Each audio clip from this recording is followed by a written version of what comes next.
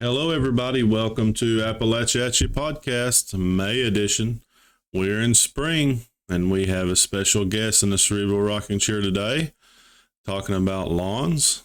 Popular question going on right now: how you can get that lawn looking good to impress those Memorial Day guests that's coming over, and summer fun coming soon. So let's dive right into the show.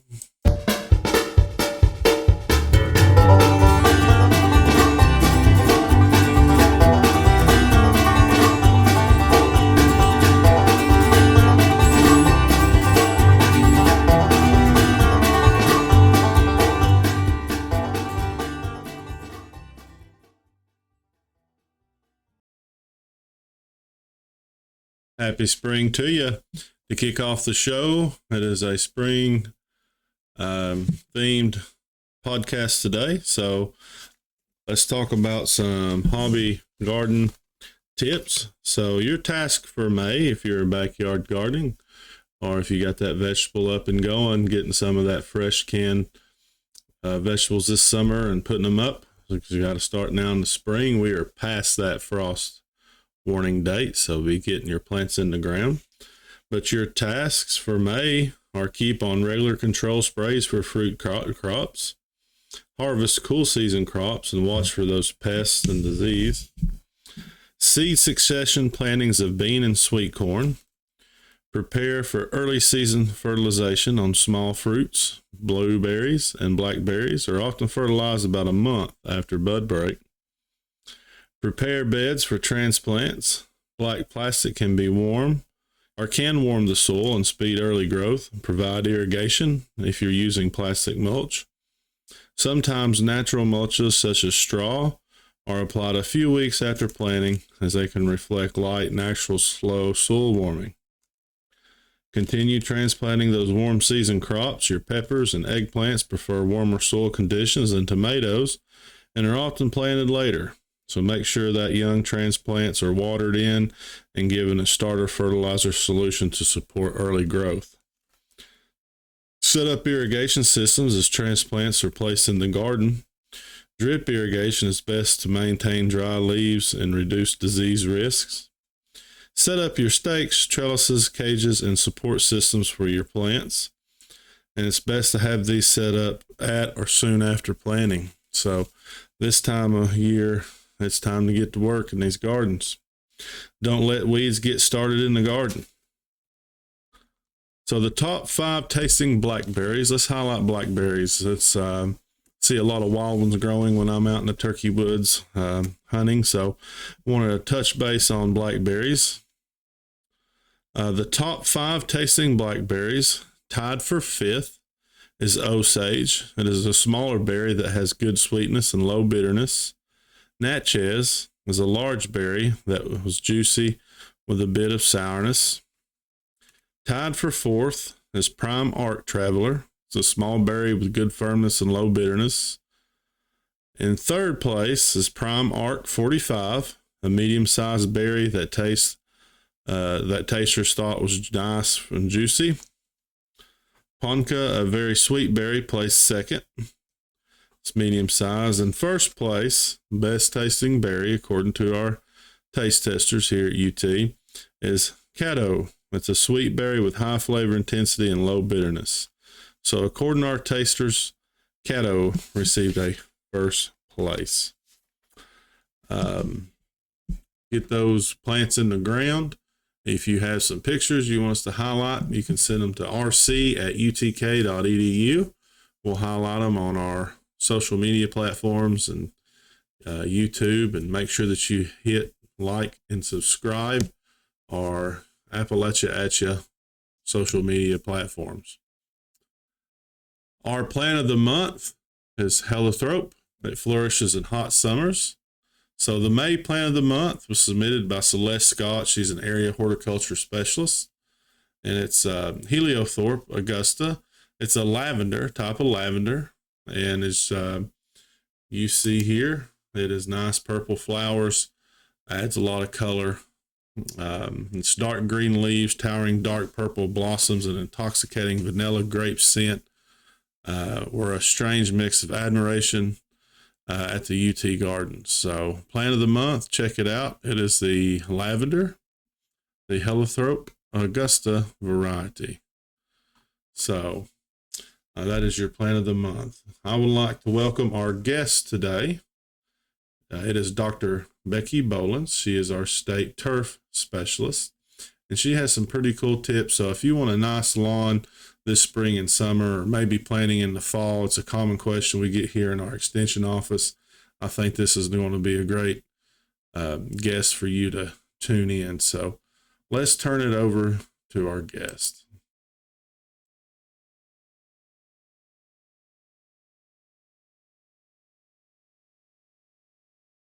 Hi, everybody. This is the Appalachia podcast, and we have a special guest today sitting in the cerebral rocking chair. We have Dr. Becky Bowling. She is with the University of Tennessee and our turf specialist. So thank you for joining us, Becky. Thank you for having me. Yeah, so Becky's helped me out quite a bit this spring and summer as a wildlife biologist and natural resource agent. I struggle with some of the ornamental stuff, and as I was explaining to her, part of my job managing wildlife is killing non-native cool season grasses, but there's certainly a need for them in our lawns. And we have a lot of questions coming into the extension office about lawn care, lawn establishment that I've met with you and done several site visits on. So we're going to get educated today on that process. So Dr. Bowling, I'll let you explain to our audience what you do for UT. Sure. So I'm a turf grass specialist. I have statewide responsibilities across the state of Tennessee, where my job is to provide education and resources and support related to turf grass management. So I work with everybody from homeowners that are managing a lawn to golf course superintendents, sports field managers, and sod producers. Great.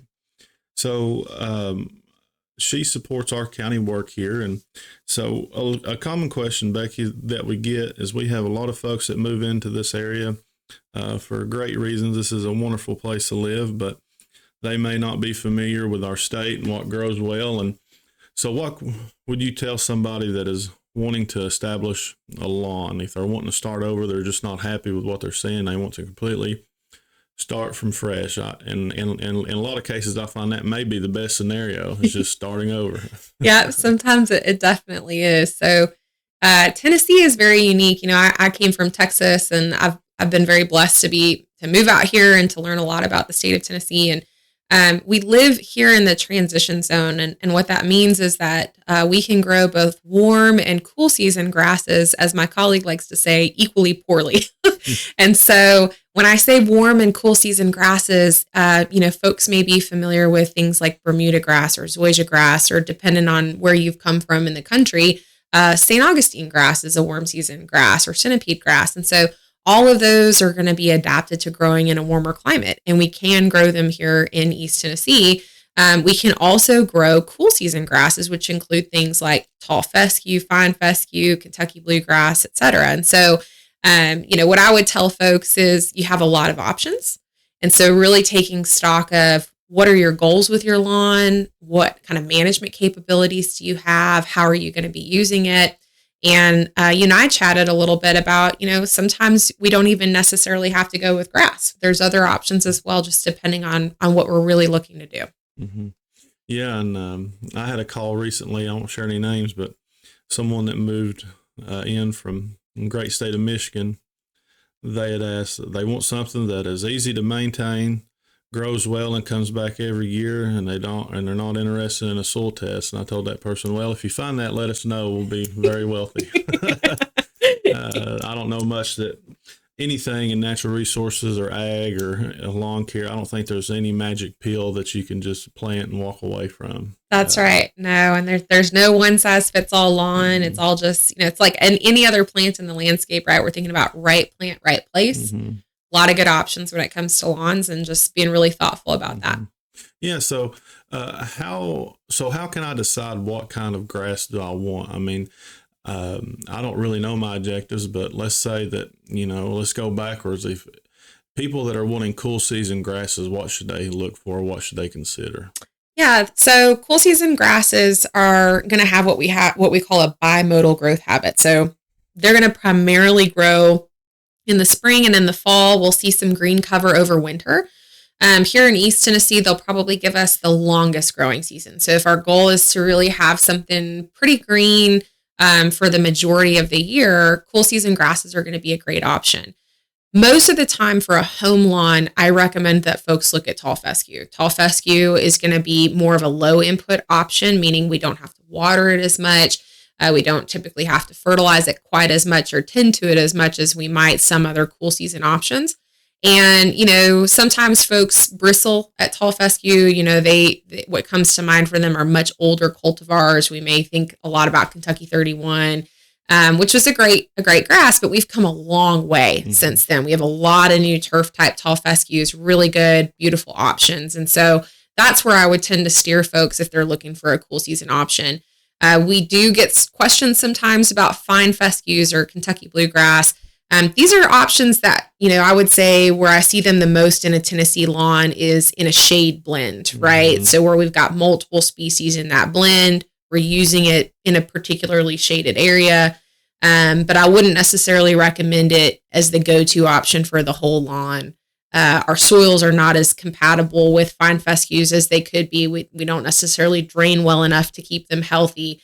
Kentucky bluegrass can require a little bit more attention than we may be prepared to give to a Tennessee lawn. And so tall fescue tends to be a really good option. So I'm going to tell on myself with my lack of knowledge. So Kentucky bluegrass is not a fescue. Right? It is not a fescue. Yeah. Okay.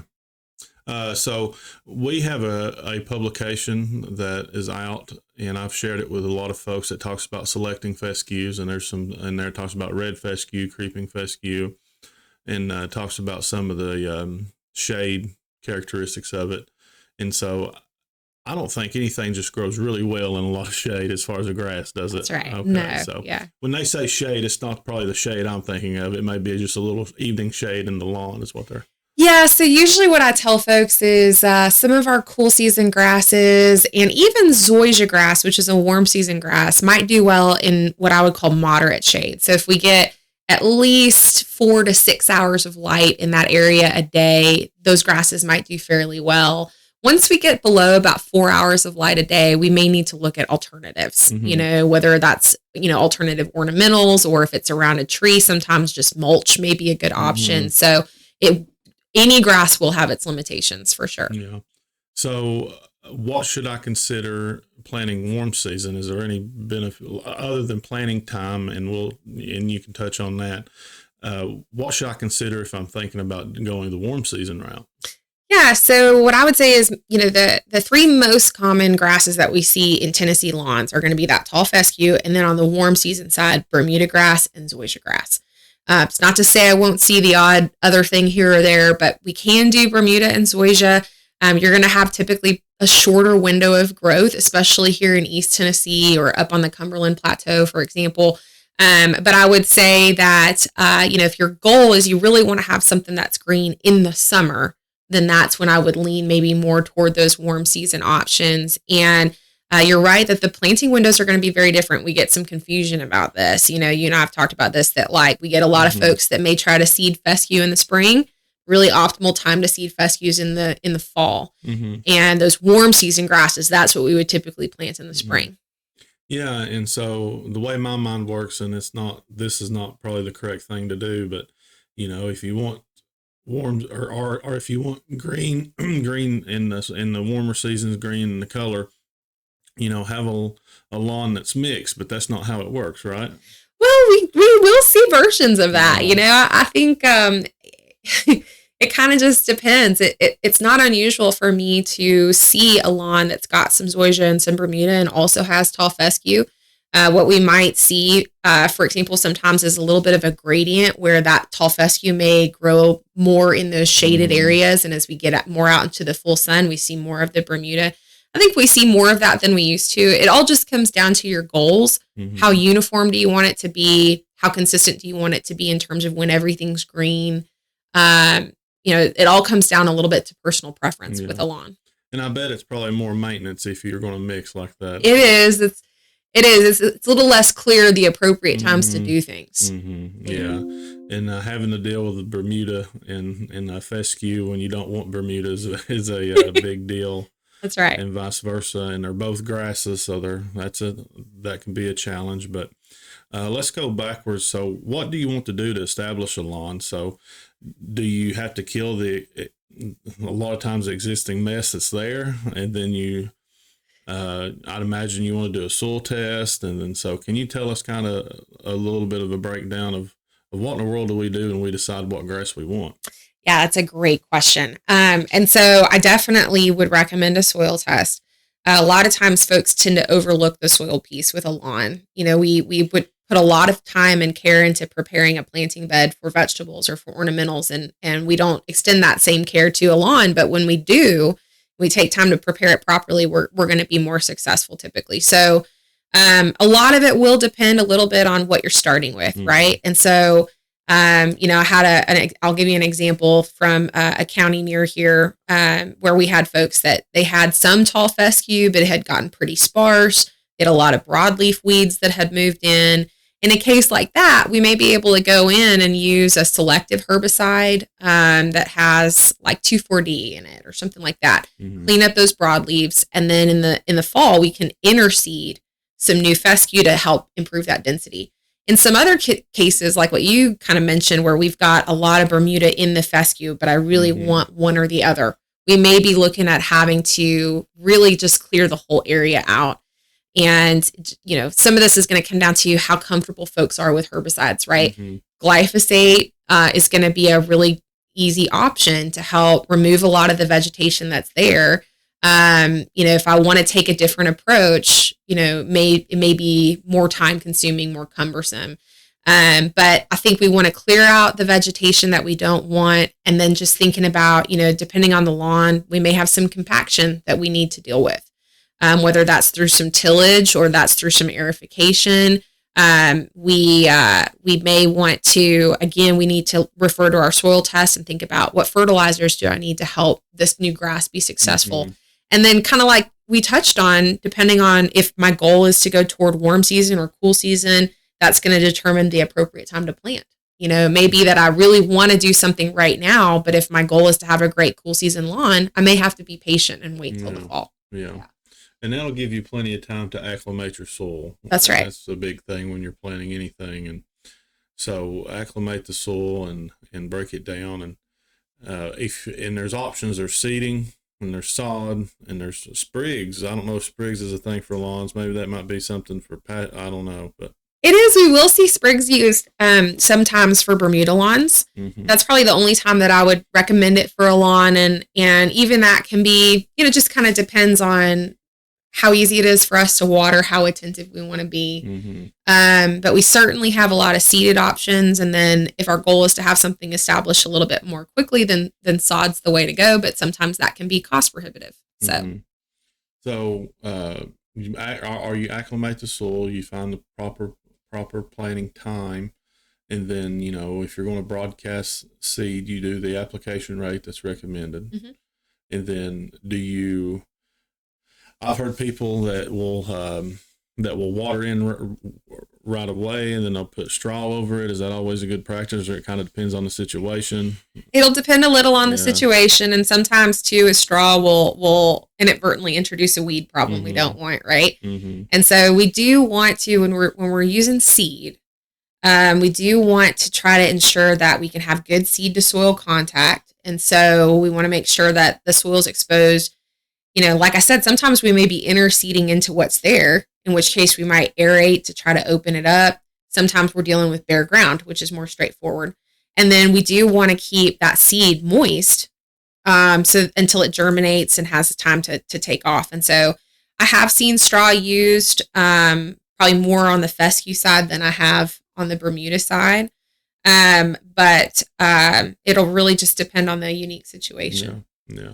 So pretty much you just want good seed contact. That's the good seed contact. And it's just, when you're in that optimal time for it to germinate, spring for warm season, fall for cool season, we want to keep it moist. We don't want it to flood, but that moisture is going to help that seed germinate.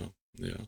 And the root systems on these grasses, are they pretty robust? Are they delicate? Or Once the grasses are established, they can be very robust. You know, it's especially the warm season grasses. You know, I've seen Bermuda root easily several feet into the soil when it has the space to do it. And so it can take a little time to build it, but we can definitely get a nice, deep, robust root system on a lawn. And that's what we want, because the deeper and more robust it is, the better it's going to tolerate winter, the better it's going to tolerate traffic, the better it's going to tolerate if we go through a hot, dry spell. You know, so we really want to encourage that.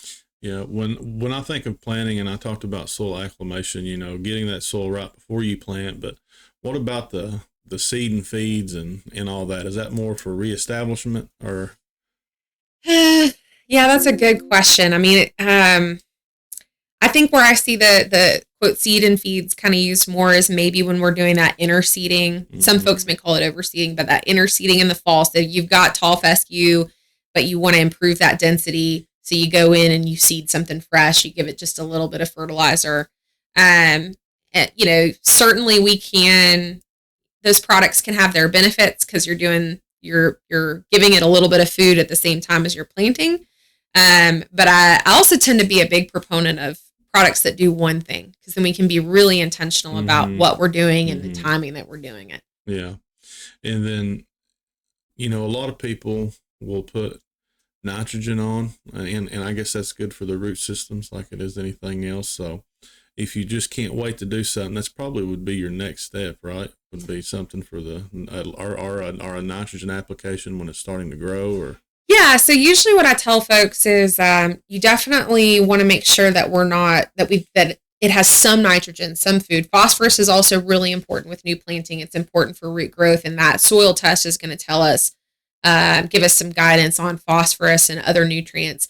Usually with new plantings, we want to do lower rates of nitrogen because you've got a baby plant, right? It doesn't have a full root system on it yet. So feeding it really high rates is usually not going to be beneficial. So you can go out and you can do, you know, where we might normally do maybe a pound of nitrogen per 1,000 square feet, we might do a 1/4 pound or a 1/2 pound kind of early on once we're seeing that grass start to grow, to make sure that it has what it needs to continue to grow and thrive.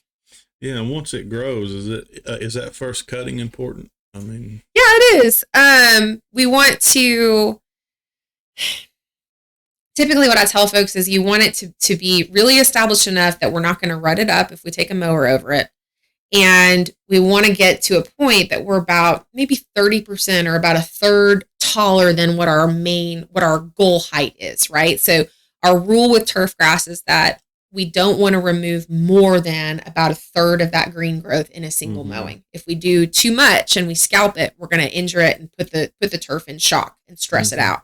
And so you can wait until let's say that my goal is I want to maintain a lawn at 2 inches, right? If I've got Bermuda, I may wait till it gets up to about 3 inches and go in and do my cutting.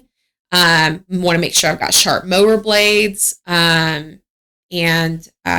that mowing is going to help stimulate more of that lateral growth as well. You know, grasses are unique where they grow from the crown. So as we mow them frequently and appropriately. It helps to encourage that density. Yeah, I'm guilty of not sharpening my mower blades. I don't think I need to. But you know, I'll be honest with you. I'm happy if it's green, but you know, that's you know, one activity that you can do to help yourself. And I always hear this magic number like 3 inches. 3 inches, is that 3 inches of growth, or you want to cut it and leave 3 inches? You want to cut it and leave 3 inches, and that height, that number of inches is going to depend on the species, right? So like Bermuda and Zoysia, you can probably do closer to 2 inches. When you get with tall fescue, 3 inches is probably the lowest I would want to go. And I tell folks, honestly, as we get into the summer, as high as your mower deck will go. So if you're 4 or 5 inches with tall fescue, I think that you'll get some benefit from that. So yeah. I'll tell you what may surprise some folks, and you know, a lot of my listeners know that I've moved away and come back. But when I was in Florida, when I had sand and I had a lot of laurel oaks, they were awful. I don't like laurel oaks. Sand, are no joke, I may have mowed 3 or 4 times a year. Wow. And here, I could really mow twice a week. It's just unreal, the different growth. So if you're not from here and you're trying to, get established, you may be surprised the amount that you need to mow. Yeah. Because they're, especially a wet spring, wet early summer. Oh my gosh. And then I was mowing and I waited a little bit too long this last time and actually had to raise my mower deck with it clogged up. But, seeing the amount of debris that it pushes out of the mower, or the thatch that we call it, it's just, it looks bad. So I'll go back over it and try to spread it around and make the wife happy. But that thatch is probably not good to leave laying on it for long periods of time, maybe. Yeah. So there's different schools of thought with this. If we're mowing frequently enough that we're following that 1/3 rule and we don't have very, very long clippings, there are some benefits to leaving it. Like what I might do is go back out. If I've got clumps or lines, I might take a leaf rake or something, try to spread it out, or go over it a couple times with the mower. And what we will see is those clippings will move down and they'll go back into the soil, they'll break down, and they'll release nitrogen. So it kind of helps me recycle nitrogen. Now, if I'm getting a lot of rain, which we have been lately, and I can't get out there to mow as often and my clippings are longer, then that may be a time that I want to bag and remove those, because leaving those bigger piles out could be detrimental. And another time that I want to bag and remove clippings is going to be if I've got a pest issue present. If I've got weeds that are flowering that I don't want to spread, or if I've got an insect issue or a disease issue, that's another time that I probably want to remove those clippings, because if I let them spread out with my mower, I may make the problem worse. And so people that are familiar with ornamental plants and even vegetables and trees, there's cultivars and things that are less disease resistant. Is there grass species that are prone to have less disease? Yeah, they do put some effort into breeding grasses that are going to be, like you were in Florida for a while, a lot of St. Augustine grass there. So there's been a lot of efforts, for example, to breed St. Augustine grass that's more chinch bug resistant or gray leaf spot resistant. I would say what we've seen a lot of in Bermuda and zoysia and tall fescue in recent years, there's still some of that emphasis on pest resistance. That's a priority. What we see more of is investment in low input grasses. So trying to find the cultivars that require the least water, the least fertilizer. That's where a lot of the emphasis is going. And I would say any of the newer cultivars that we see, whether it's new tall fescue seeded varieties or newer Bermudas and zoysias, a lot of those are going to come with some improved genetics where there's some improved disease resistance for sure. Yeah. Yeah. So in Florida, to have a really good yard, you had to have irrigation. You talked about water. I don't see a lot of irrigation. Yeah, here. No, So, especially, you might see more out in West Tennessee. I think out here, I would say probably 10% of lawns or less have irrigation. And so, we may have a hose-in sprinkler that we pull out when things get especially hot. And that's going to be one little drawback maybe with tall fescue is it will struggle in the summer. And so having access to some water can be beneficial to kind of keep it healthy. But yeah, you're right. I don't think irrigation is as much of a thing here. We're blessed to get a lot of natural rainfall. Sometimes too much. But yeah, I don't think, if you do have irrigation, I think the big trick is just making sure we don't overdo it. If we are watering, we're doing it early in the morning. If we do evening watering, we can promote disease. And just doing what we can to try to improve drainage, to try to keep water moving. We don't want it to sit too long on the lawn. Yeah. So. It's always fun to go by a local fast food restaurant and see their sprinklers on while it's raining. That's right. And, I worked with a horticulturist in Florida, and he would always get on to people, they would turn their sprinkler on at 4:00 every day, whether they needed to or not. And, he was saying, do you need a drink of water every day at 4:00? Only water when you need it. I mean, that's pretty, easy to think about, but these time sprinklers and, could be, hindering you a little bit. And if you stay wet, I guess that harbors more disease and insects potentially. And yeah, it can. And so, in terms of what do we do about that? I mean, the big things I would say is, if you've got low spots in the lawn and you can smooth those out with some local topsoil or some sand, just to try to keep those areas from ponding or puddling. That can be really good. And, we definitely want to try to keep things from being too wet. And so, and I do get folks that, I had it just recently, somebody from another county east of here that was watering every single day, even in the wintertime. And, I like to tell folks it's just like you're over loving, right? They're trying to do right. Killing it with love. We're killing it with love, yeah. Yeah, so... But are these grasses, are they happy in neutral soil? I mean, are they around 6, 7 happy? Yeah, I would say turf grass is, one of the nice things about them is that they're very tolerant they're not as sensitive to soil characteristics as some ornamentals. So we got a pretty wide pH range that they'll tend to do well. I would say, especially for anywhere between 6 and 7.5, we tend to be in a really good position. Even when we get below 6, which we will here in East Tennessee, they're not necessarily going to be extremely sensitive to that, but it will start to affect their ability to take up phosphorus. What our soil testing lab tells folks is if you're below 6.1 with your soil pH on your soil test, that it's recommended that you lime to help bring that up. Okay. Yeah. That's a good thing because we have acidic soil, so we can acclimate that. And some folks will kind of skip that and just want to go straight to fertilizer. But if your soil is not at the right pH, your fertilizers won't work properly, and that's right. Your herbicide applications won't help. And speaking of herbicide and weeds, some of my advice that I give people that are growing crops, and I think you need to look at it as a lawn as a crop, as Mother Nature, she's really good at replacing a spot. Mm-hmm. So if you have a spot that's not growing something will be placed there. That's right.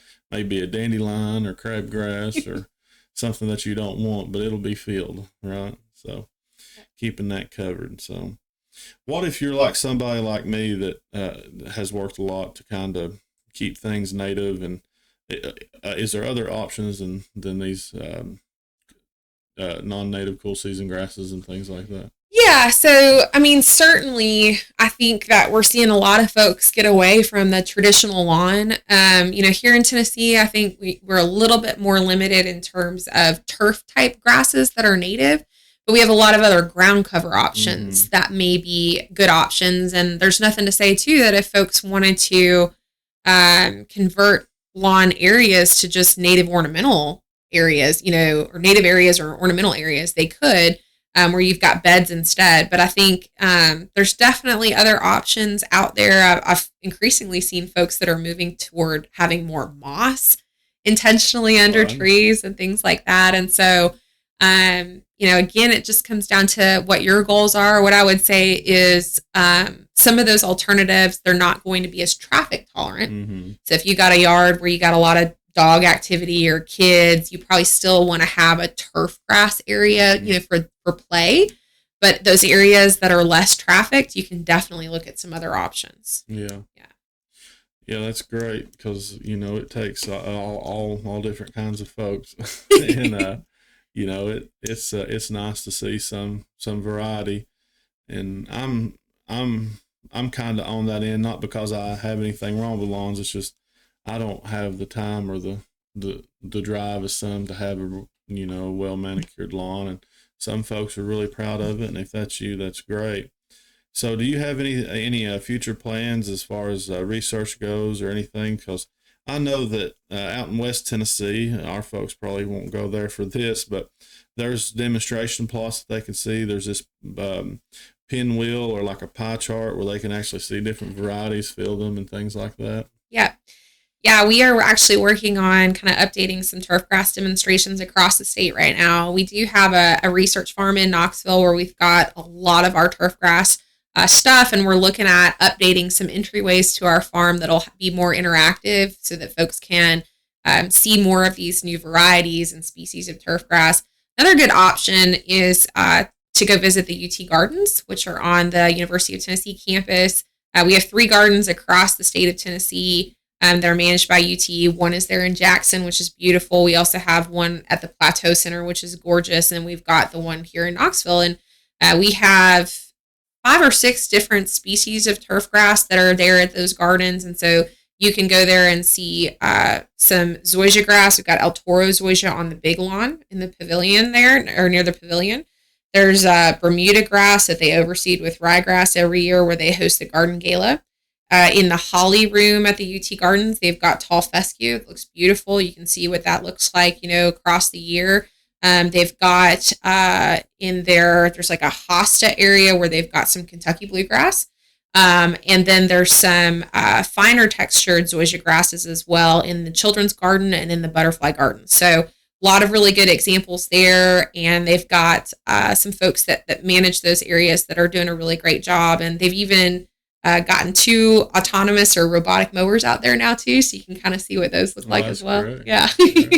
I need one of those. Those have came a long way in a very short time, and the precision there. But I'm a big sports fan, and it just came across looking at this Power Tee. If you're looking at this on YouTube, that's the Power Tee with their turf grass logo. Being a sports fan, if we talk about the field, it's usually negative, so what do they use on these sports fields to make them look so good and everything? It's just... Oh yeah. And I will just give a little shout out to my colleagues. So, we have one of the greatest turf grass programs in the U.S. And one of my colleagues, John Sorokin, is widely recognized as a premier sports turf researcher. He's leading a lot of the research that's going into pitch management or the sports field surfaces for the 2026 World Cup. And so certainly, that's a big priority for our program. He works a lot with professional sports field managers. What we see a lot on the sports fields are going to be newer hybrids. And so, for example, at Neyland Stadium, we've got Latitude 36 hybrid Bermuda grass. That's a Bermuda grass that came out of the Oklahoma State turf grass breeding program. It's a beautiful grass, very dense, lush, very nice texture, very traffic tolerant. We've had a lot of really great hybrid Bermuda grasses that have come out in recent years and have given us some really good new options for those high-end scenarios, whether it's sports turf or golf. And we're also seeing a lot of other kind of interesting research trends happen with that. So, what we'll see a lot with those, let's say that I'm a big Titans fan, or what have you, some of these bigger stadiums, they've got so much activity in those stadiums that we'll either see them move to artificial in some cases, or a lot of them are using what we call sod on plastic, which is really neat, where they're able to kind of bring in sod that's ready to play on, that's got a thicker base on it. We're also seeing, for example, like with the World Cup research, that they're doing these hybrid systems. So they'll have a combination of natural and plastic components to give that some stability. And so there's a lot of neat research that's going into sports field management in particular. And, you've got so much demand on these systems now and so many people paying close attention to them. We had a lot of opinions after the Super Bowl a couple years ago, right? And so a lot of really cool research that's happening with that. Yeah. We were at a conference together when they had mentioned that. And I think that's really cool that UT is involved in the World Cup. And I don't know how they found us or that they actually chose us, if we applied or whatever, and that's a big spotlight. It is, yes. Program. Yeah, it is. So, I'm fully confident that everything will go well, because we do have great people working for our university that really lead in a lot of different industries. But it almost seems like there's a movement to go back to natural turf. At one time they were going to artificial turf, and I'm a big Dallas Cowboys fan. They play in a dome, and St. Louis Rams, you'd mentioned that, they're the greatest show on turf. And so you see a lot of push that way at one time. Now it seems to be going back to arts natural turf. And I don't know if you've noticed, but a lot of the high schools here went to artificial turf. I think all of Blount County schools, and certainly Maryville City, and these others have gone. That's probably more of a maintenance issue than really what they want. I don't know. There's big numbers up front for this artificial turf, but to have a really nice natural turf, I bet it probably over the long run requires a lot more work and maintenance over the long run, probably. Yeah, I think there's more maintenance that goes into an artificial field than people realize. I think that you're right that is why that decision is made a lot of times. But there ends up being a pretty significant long-term cost associated with artificial in terms of grooming, in terms of, one thing that I like to kind of remind folks of is like when you don't have a natural system, you're dealing with artificial. You don't have those natural microorganisms there to help break things down. You think about everything that goes on to a field, spit, blood, sweat, tears, birds flying overhead that are, and so there's got to be steps that are taken to keep that field clean, that, we've got to groom the field to make sure that everything, the seams stay flush, that, all of the infill stays where it should be. And there's a lot of, I think to your point of we're kind of seeing a reversion back to natural, is there's been a lot of research looking at the injury impact on an artificial surface versus natural, and kind of comparing those systems. And a lot of folks that I think are trying to gravitate back toward natural for injury reasons, but there's a lot of research happening in that space right now, a lot of debate, I would say. Yeah. There's been a lot of tears over the RUT football program over the years, and a lot of spit from me yelling at the Dallas Cowboys on the screen. But, well, you and my husband are in the same boat on that because he's also a Cowboys fan. Yeah, it's been hard to be a Tennessee Vols fan and a Dallas Cowboys fan for many years. We're starting to get things turned around on one end of it, but that's a conversation for a different time. But well, I thank you for coming by. You've been a wealth of knowledge, and if you have questions about lawns, contact your county extension agent, and they can reach out to Dr. Bowling and get things growing for you. That's right. Always happy to help. Yeah. All right. Stay tuned. We'll talk about the plant of the month and get into some natural resources.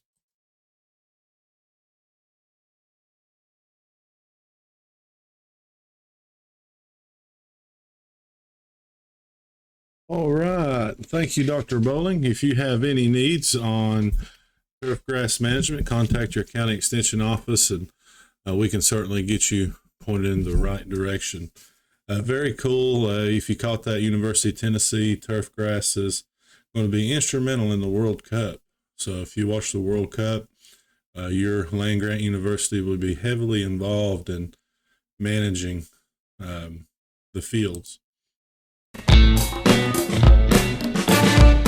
right. So with that, we will go downtown and look what's going on around the area.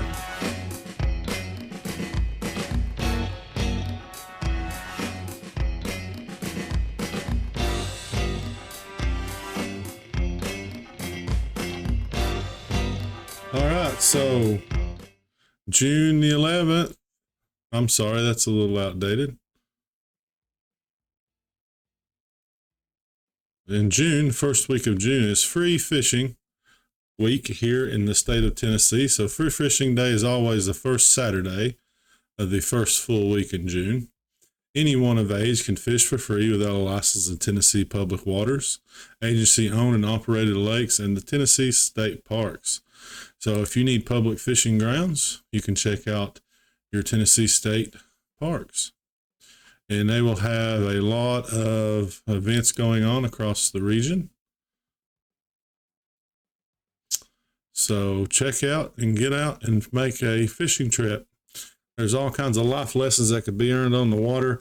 I remember helping some kids catch their first fish in my previous jobs, and it's a wonderful chore to do, to go out and share that passion with others. So make sure you check out the upcoming free fishing day, which is the first Saturday of the first full week in June.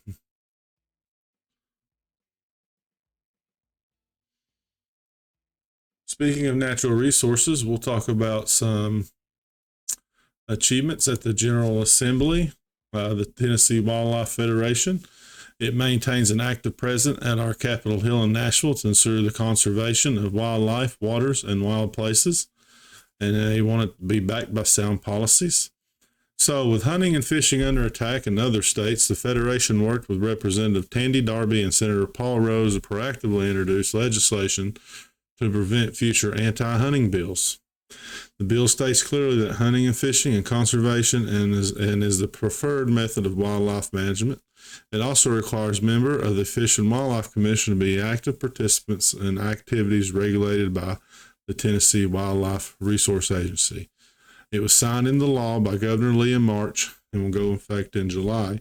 And that is a huge deal. Even if you don't hunt, hunters contribute to 60% of the conservation effort as far as funding goes across our nation. So we have record low numbers of hunter participation in the nation.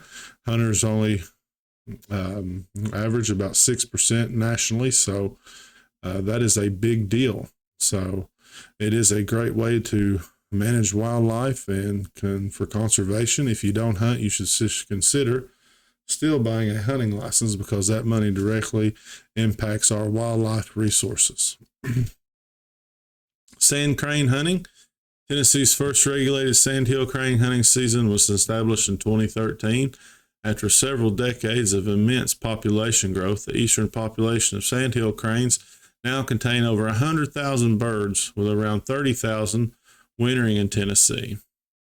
The bill proposed, called HB 1867, SB 1876, proposed to criminalize sandhill crane hunting. Thanks to swift action taken by the Federation and supporters, the bill was removed from discussion for the remainder of the legislative season. So it gives our hunters another opportunity to put a wholesome food product on the table, and also helps to actively manage those booming numbers. That's a great story about having these sandhill cranes back. Wetland conservation. Tennessee has approximately 40% of its original wetland acres remaining across the state. A bill called HB 1054 would have put what is left in Tennessee's wetlands in danger of draining or outright destruction. The Federation successfully worked closely with state legislators and other organizations to encourage further conservation around the details of the bill.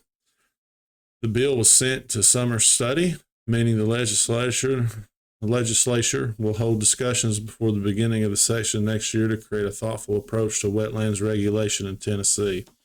The Federation looks forward to engaging with other stakeholders in these discussions. So big news coming from a great organization that helps our wildlife activities, and congratulations to their efforts. So big win for all of our natural resource enthusiasts.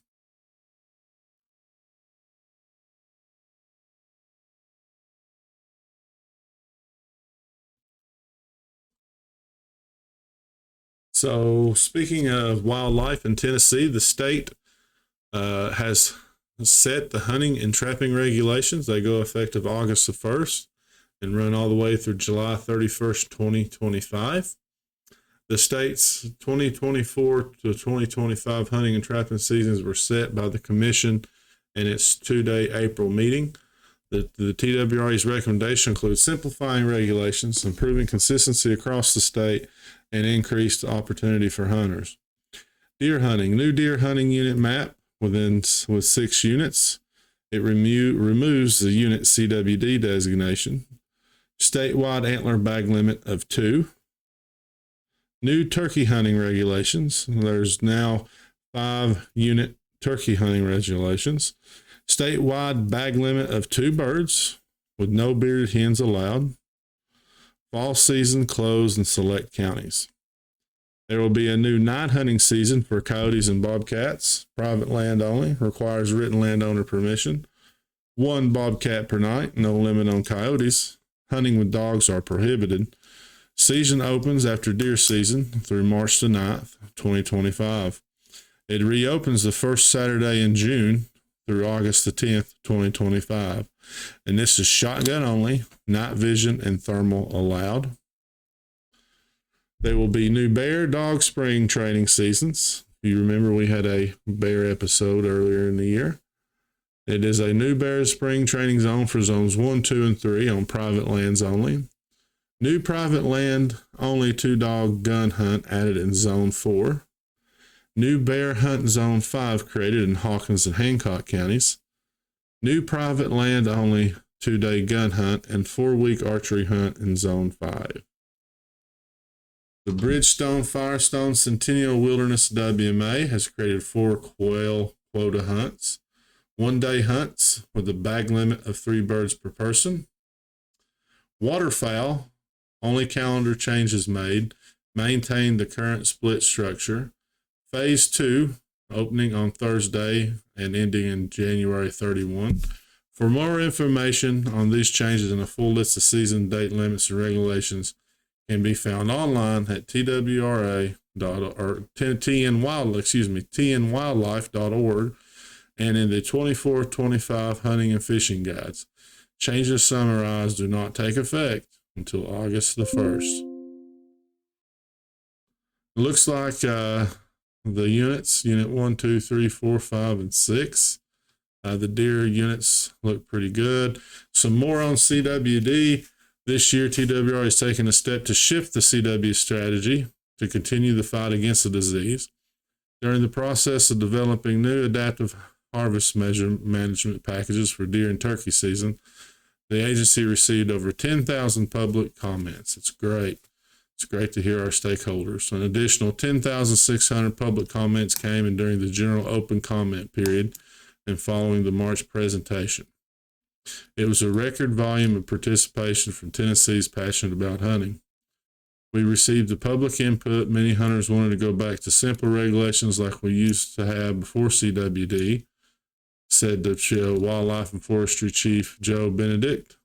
That raised some red flags for us, so we looked at what the impact of those additional weeks and weapons were.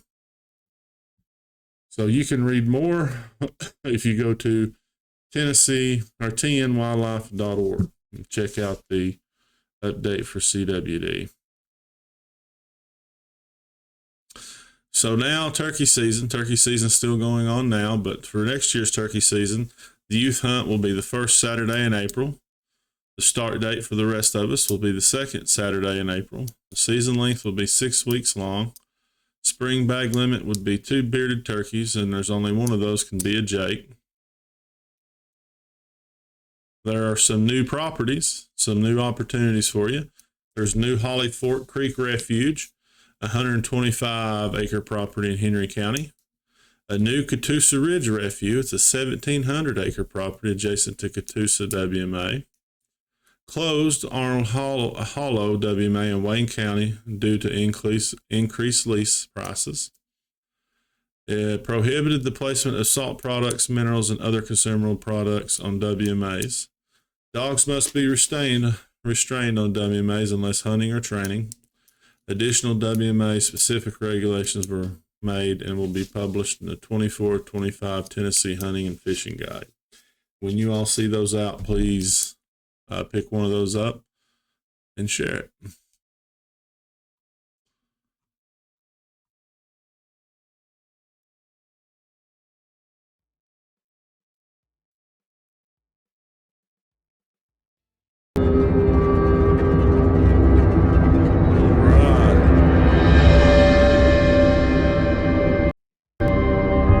Now time to talk about these scary non-native invasive vegetations. We have this month's non-native invasive plant is the autumn olive. Autumn olive can be invasive. It grows well on the edges and can outcompete some of our native vegetation. The identification of this plant is the most prominent characteristic of both species is the silvery scaling that covers young stems and flowers and fruits. This makes both species noticeable from a distance. So you can see there it has that silver underlining. These flowers have clusters along twigs and bases of leaves, appearing early spring and early summer. Creamy colored to light yellow with silvery exterior, bell-shaped and fragrant flowers. Autumn olive have a 1/4 inch silvery juicy berries dotted with brown scales that ripen to red or pink when mature in the fall. In control methods, when trying to control or eliminate woody non-native invasive shrubs like autumn or Russian olive, several methods may be considered. The method used depends on plant size of infestation, and landowner's comfort level with the particular method. For more details, reach out to your county extension office. But you have mechanical control, foliar spraying, and brazil spraying with herbicide. So we can help you control this non-native invasive problem plant. I want to give a shout out to our 4-H wildlife judging team. They were in the top 10 out of the region. That's 31 counties in East Tennessee. So Blount County had one of their first ever wildlife judging teams, and they were successful in wildlife identification, habitat management. You can check out their picture at UT Extension Blount County Facebook page. Very proud of all the hard work and time they went in. You'll want to make sure to stay tuned next month. We have a very big announcement, and you won't want to miss it. It's a new future for myself and Appalachia. So join us next month, and we'll see you around the bend.